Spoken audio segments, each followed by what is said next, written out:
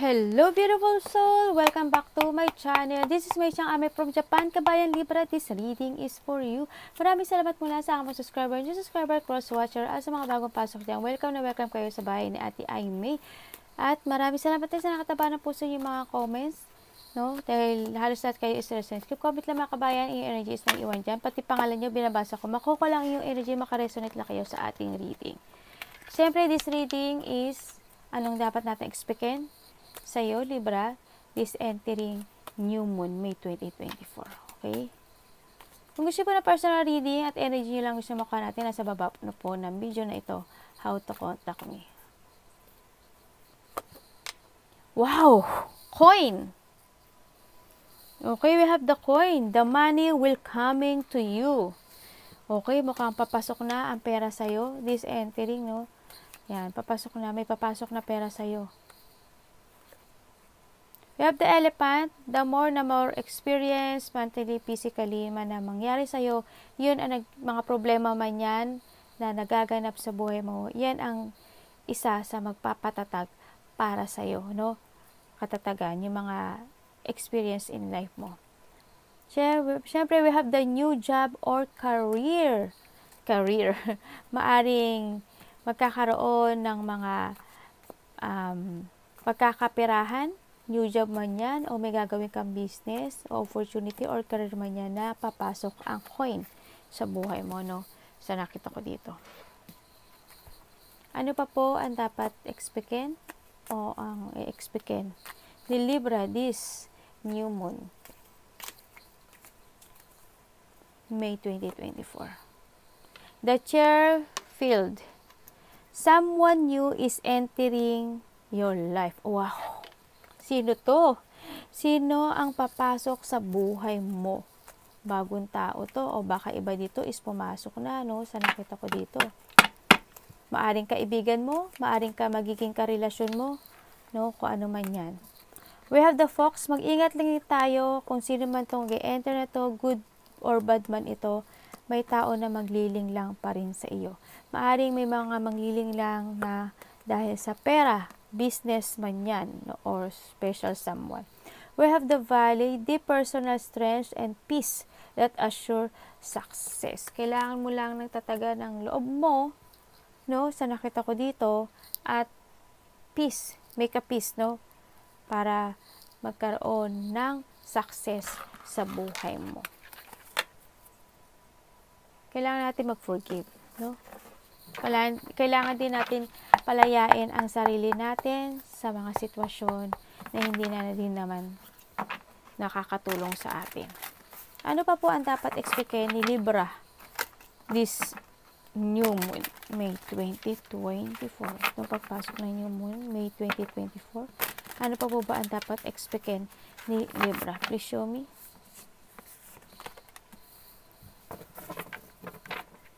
Para saan? Okay, lakasan mo lang loob mo, no? Lakas at tibay ng loob. Magkakaroon din ng mga clarity, no? Sa buhay mo. Magkakaroon din ng mga justice o mga decision making, no? Kung kailangan mo nang iangat muli ang sarili mo, tapangan mo lang, at kailangan mo din syempre ng mental clarity, no? Sa nakita ko dito. At kailangan mo din masyadong alamin ang lahat-lahat ng sitwasyon na lalo na nasa paligid mo. Dahil maraming mga tao ang pwedeng manloko at hindi sabihin sa'yo ang kanilang pag-uugali. May mga taong magsisikreto, mga taong maglilihim. Siyempre, wag rin tayo magbulag-bulagan sa mga sitwasyon, no? Sa nakita ko dito. Dahil it comes sa mga malalapit sa puso natin na pwedeng manloko at manglilang sa atin. Medyo open your eyes, okay? And then we have then na nakikita ko dito na ikaw is pupunta na or mag-another path or papunta ka na. Nakikita ko dito. Kailangan mo na rin sigurong lumabas sa comfort zone mo. Ikaw is nalulungkot, no? Yan, magkakaroon ng mga distance, paghahanap ng mga bagong path sa buhay para ma-fulfill ang mga happiness. We have the Ten of Pentacles din sa nakita ko dito na Ingat tayo sa mga pagkakaperahan, ha. Magkakaroon mga decision, ano, sa nakita ko dito, no. Tingnan natin, ano po yan. Magkakaroon ka ng decision. Maaring mag-business, basta magkakaroon ng mga dapat desisyonan. Dapat, nakita ko dito rin na, dapat nyo na rin siguro desisyonan yung sarili nyo, no. Hanapin nyo na yung path na makapagbibigay sa inyo ng kasiyahan. May magaganap na masasaktan ka, expected and unexpected, na makakaramdam ka ng sakit. Maaring lungkot, maaring maliit o malaki mang away yan. Magkakaroon ng mga hindi pagkakasunduan sa nakita ko dito. Maaring iba dito is related sa pera, no, sa nakita ko dito. Maaring related sa family, sa trabaho, sa nakita ko dito. Magkakaroon ng may mga aalisin. Tingnan nga natin, ano po yan? Ano po siya?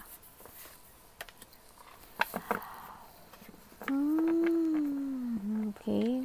Mukhang magkakagulo, no? Mga hindi magkakaroon ng lack of cooperation, lack of teamwork, magkakapatid, kamag-anak, katrabaho, yan. Bakit po ito?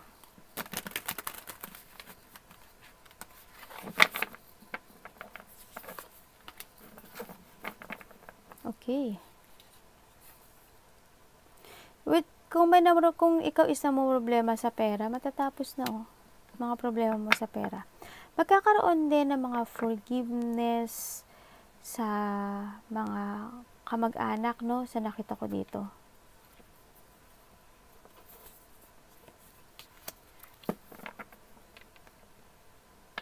Para saan?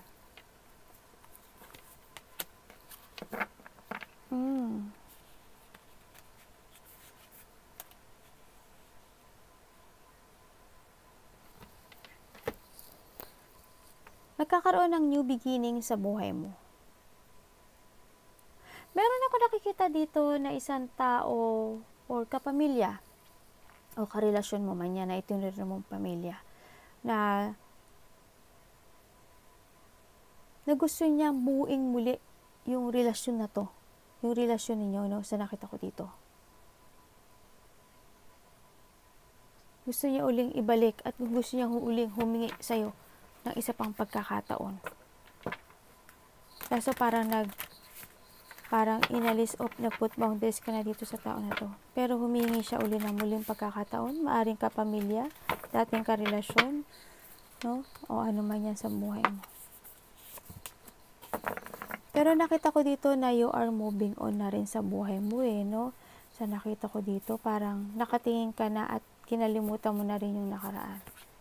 Sa nakita ko dito. Oo, nahandun sa may nararamdaman ka pa rin, no? Pero parang itinatago mo na lang itong mga sitwasyon na to.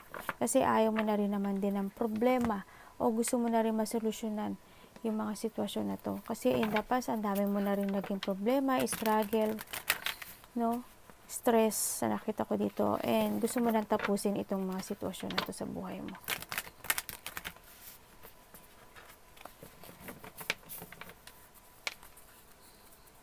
Ano pa po para kay Libra? Wow! Okay, mukhang magkakaroon ng panibagong pagmamahal, no? Nakita ko dito. Para saan po ba yan? Magkakaroon ng achievement sa'yo or a new love life coming in your life, no? Sa nakita ko dito. Magkakaroon ng mga komportableng buhay, no?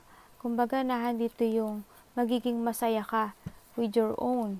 Sa nakita ko dito, kasi babalik mo na yung pagiging ikaw. May tao ako nakikita na maa-attract sa iyo. Dahil sa iyong kagandahan, dahil sa iyong kagwapuhan, dahil sa iyong charming. No? Yan. Baka alokin ka nito or may nagkaka-crush na sa iyo. There's a person na attraction ako nakikita. Dalawa ba ang kadiling mo? Iba dito, dalawa trabaho, no? Yes, yung mga wish na yung mga hinihiling mo sa taas. We have the 9 of Cups.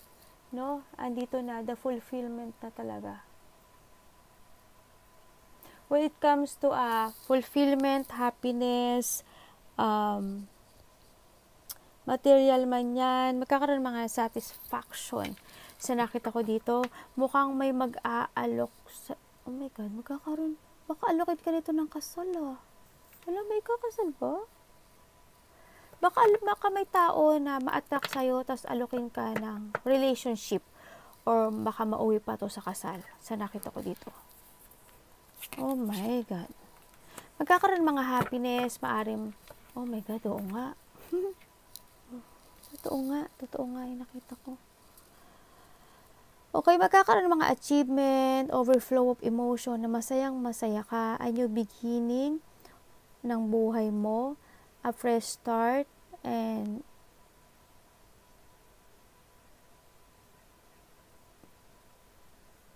sino kaya to? Yung isa siguro pass. Yung isa bago. Yung bago to, may bagong mag-aalok sa'yo. Naku po, yung isa luma. Ibig sabihin, dalawa kadiling mo. Kasi may tao na mag-aalok sa'yo ng kasal. Or may tao na ma-attract sa'yo, tapos gusto kang pakasalan. Yun yung nakita ko dito. Mukhang kakilala mo na siya. Ibig sabihin, nakakausap mo na to.